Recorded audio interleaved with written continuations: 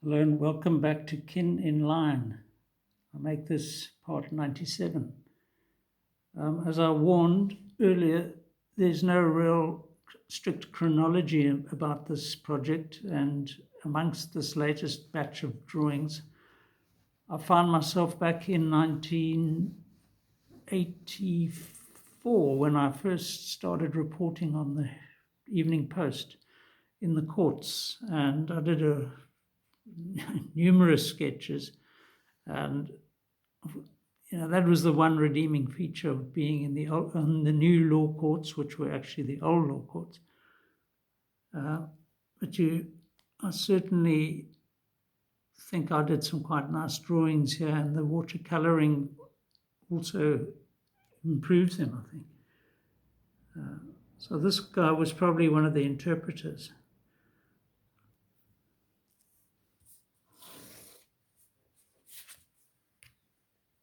I've got some real gems here, really. This flat cap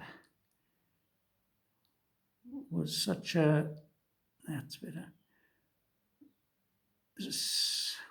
Growing up in East London, I mean, I was conscious of the kind of fashion statement that young African men were making, and this type of cap was intrinsic to it. But always more stylishly dressed than I would ever manage, and I think most whites. Once really sartorial elegance was part of their culture. Once they'd adopted the sort of Western culture, they dressed better than most of us. Quite like the little figure at the back, just gives it a sense of depth. Also done, of course, at the law courts, which is where people like this lorded it over everyone.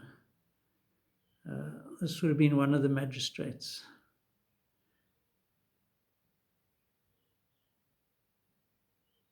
Yeah, it was quite sad to see the poor falling among thieves and being prosecuted and jailed for their crimes, by these all white officers of the court. But he was just doing his job, I suppose. So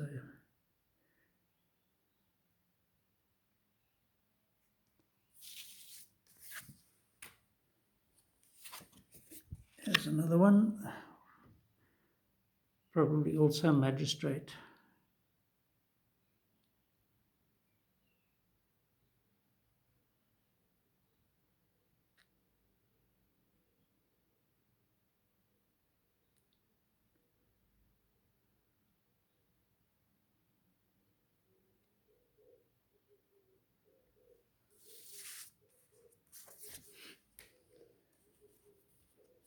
And this looks like a young attorney.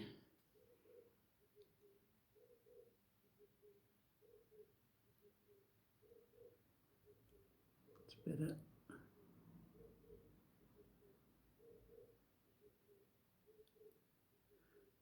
Like me, he would have probably had to do military service, no doubt in his professional capacity, which would have been less onerous than playing actual soldiers. Hence the moustache, that was, everybody had them. There's another mustachioed. I think this was a cop, sort of a court orderly or something. And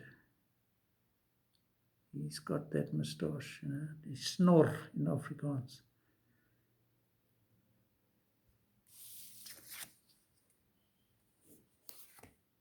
And then there were the victims of apartheid.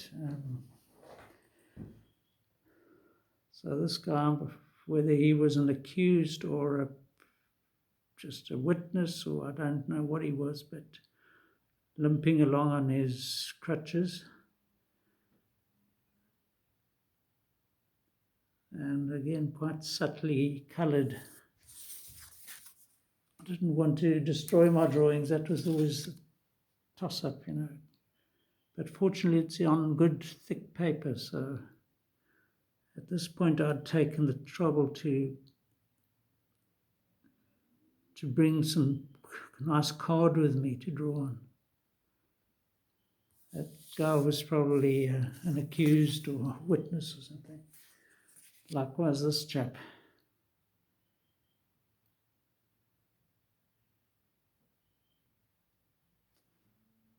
So courts are one place where people sit around for hours, so you get ample chance to sketch them. This was done on the back of a notepad. Inside cover of one. This looks like a real character. Overweight, cop, court orderly, sat in those courts all his working life, probably giving orders, and that was his life, you know.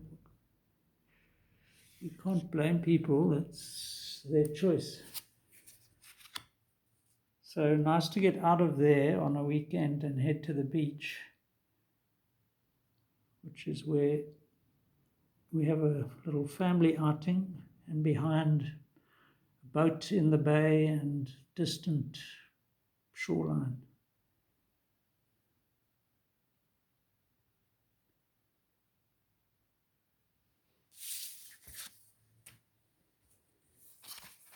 I did so many of these drawings along the beachfront. Never could just relax. That's a bizarre thing. So this is people, as usual, faffing around in the rock pools at low tide.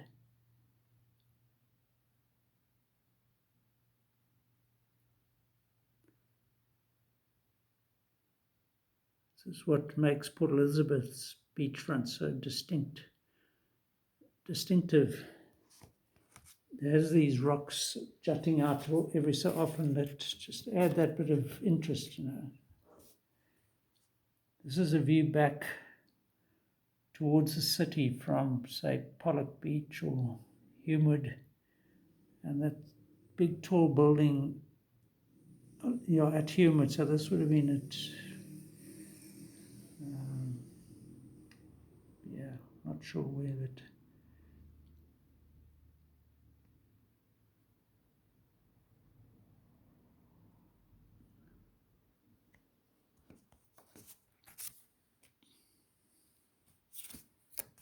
and there would be someone fishing.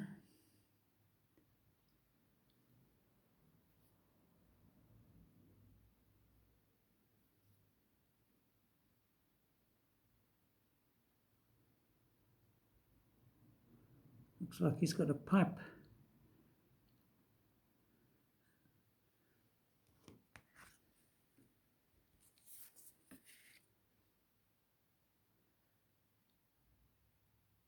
And again, I think that's called Bird Rock. Always cormorant sitting on it. And here in the foreground, a mom perhaps with her son.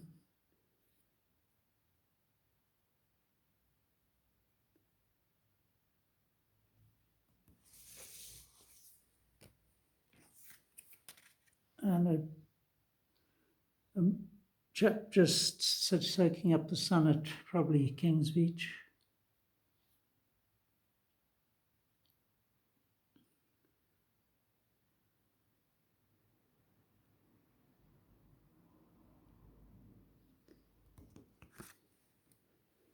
Yeah, this is quite a productive little session here.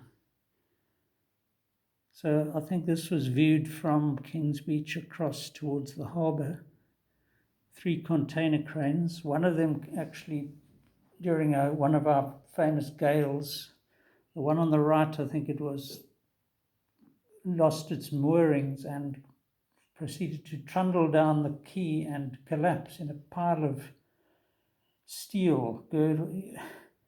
It was almost symbolic of Port Elizabeth's decline in the 80s as Ford and people disinvested under the anti-apartheid movements sort of campaigning to cripple apartheid.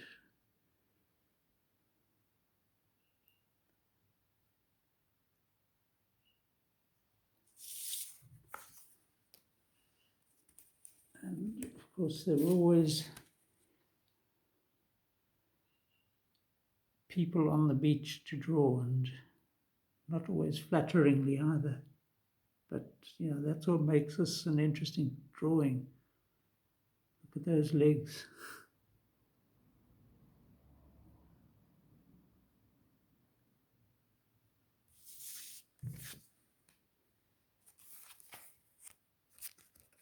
Some of these I even took the trouble to frame or mount.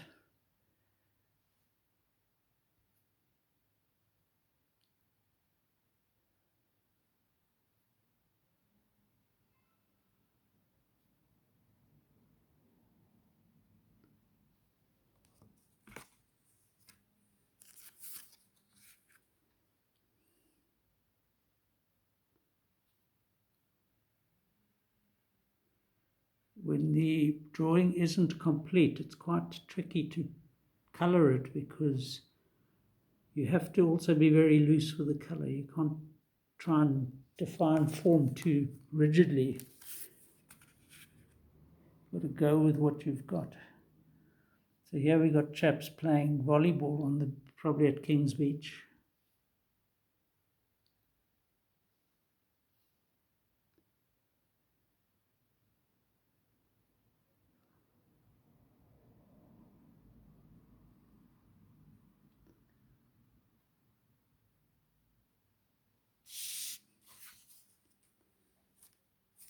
And also King's Beach was the site for many a life-saving tournament. I don't know if they even use these long wooden boats anymore, but this was one of the events that, you know, they had to row these things out. Pretty sure they don't use them anymore.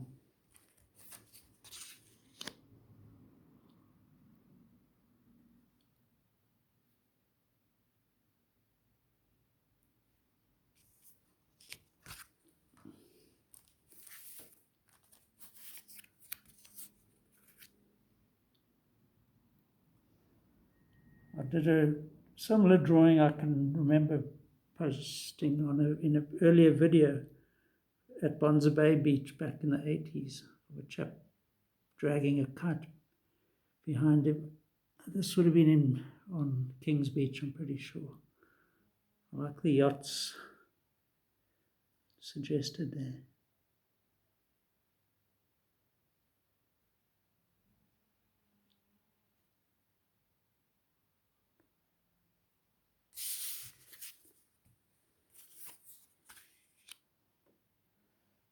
And a classic beachfront scene for Port Elizabeth.